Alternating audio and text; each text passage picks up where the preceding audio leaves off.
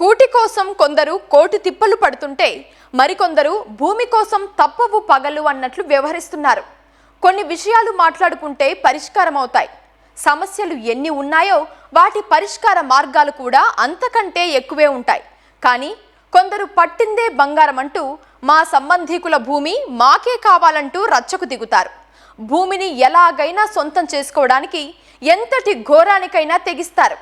సరిగ్గా అలాంటి దారుణమే ఒంగోలు జిల్లాలో జరిగింది. అసలేం జరిగిందో ఈ కథనంలో చూద్దాం.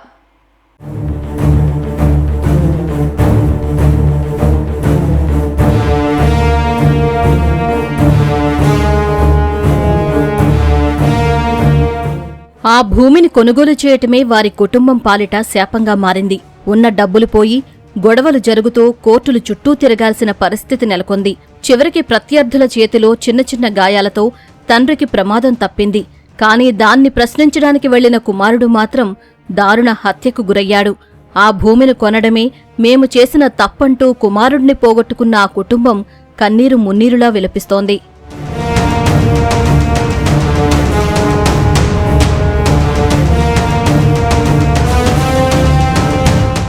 మార్కాపురం జిల్లా సిఎస్పురం మండలం పెద్దగోగులపల్లిలో జరిగిన భూ వివాదంలో ఓ వ్యక్తి ప్రాణాలు కోల్పోయాడు. మాజీ సర్పంచ్ వెంకటేశ్వర్లు కుమారుడు బాబును అదే గ్రామానికి చెందిన రమేష్ రెడ్డి అతి దారుణంగా కత్తితో పొడిచి చంపేశాడు. రమేష్ రెడ్డికి వెంకటేశ్వర్లు కుటుంబానికి భూమి వ్యవహారంలో 4 సంవత్సరాల నుంచి గొడవలు జరుగుతున్నాయి. భూమి విషయంలో కోర్టులో కూడా కేసు నడుస్తోంది. అయితే రమేష్ రెడ్డి బంధువులకు సంబంధించిన 4 ఎకరాల భూమిని వెంకటేశ్వర్లు కొనుగోలు చేసి వ్యవసాయం చేస్తున్నాడని, ఆ భూమిని తనకే ఇవ్వాలని వెంకటేశ్వర్లతో రమేష్ తరచూ గొడవకు దిగుతూ ఉండేవాడు.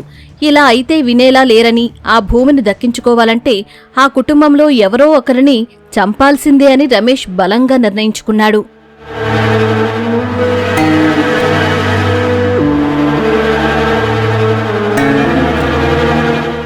ఈ నెల 15న రమేష్ వెంకటేశ్వర్లు తీసుకున్న భూమిని చదును చేసే ప్రయత్నం చేయగా వెంకటేశ్వర్లు అతని కుటుంబ సభ్యులు అడ్డుకున్నారు.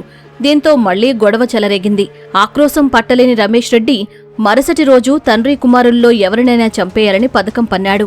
రమేష్ ఇంటి ముందు నుంచే వెంకటేశ్వర్లు పొలానికి వెళ్లే దారి ఉంది.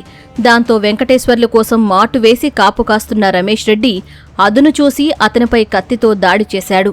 వెంకటేశ్వర్లు సమయానికి తప్పించుకోవడంతో స్వల్ప గాయాలతో బయటపడ్డాడు.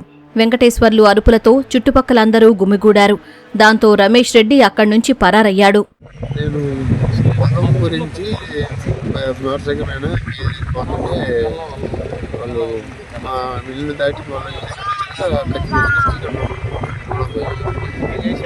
తప్పించుకునే గొంతు కొంత అంతలోకి మా బాబు వచ్చి వాడిని వచ్చి వాళ్ళు ఎంత వాడిచ్చి అవతల ఎంతమంది కొట్టాలపల్లి గ్రామస్తులు ఇద్దరు. ఈ అబ్బాయి పుడిచిన అబ్బాయి చిలంకూరు రమేష్ వాళ్ళ భార్య వాళ్ళ అమ్మ నన్ను పట్టుకుంటే వాడు వేయక ఇతరులు లాగేశారు. వాడు వచ్చి వాడిని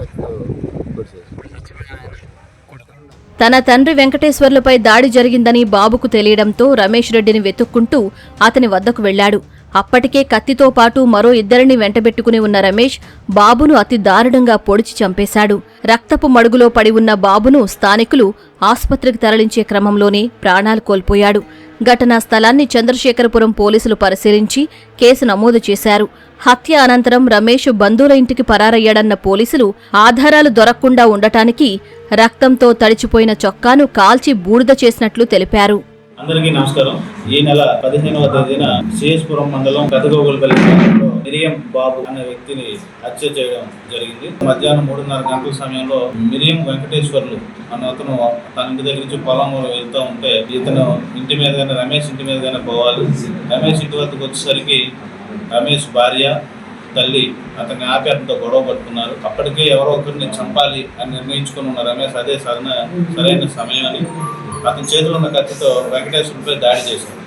అయితే అది ఊర్లో అవటం వలన చుట్టుపక్కల వారు వచ్చి ఆ యొక్క వెంకటేశ్వరు వెనకలాగడంతో కత్తి గొంతుకు తగిలి చిన్న గాయమైంది. ఇంకా ఊర్లో వాళ్ళందరూ వచ్చారని చెప్పి అక్కడి నుంచి పారిపోయే క్రమంలో ఈ రమేష్కి విషయం తెలుసుకొని ఊర్లోకి వస్తున్న వెంకటేశ్వర్ల కుమారుడు బాబు మోటార్ సైకిల్పై రావడం చూశాడు.